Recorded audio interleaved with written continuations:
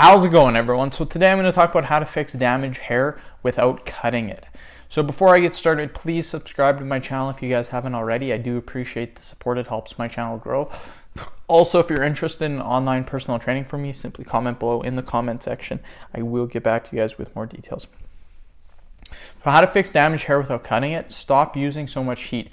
This is a major tip that a lot of people do not follow. Using too much heat can damage your hair follicles. Make sure that you don't use that much heat. Try different products. If you have been using the same products for a while, switch it up. This will help repair your hair.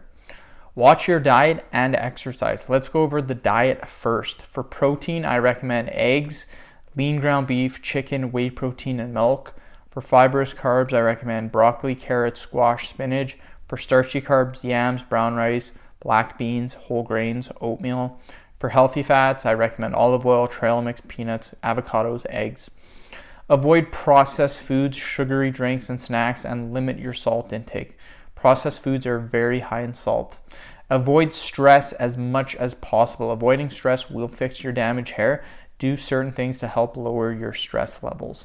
End of video. Thank you guys so much for watching. Please subscribe to my channel if you haven't already. Please like the video and share it. Thanks again.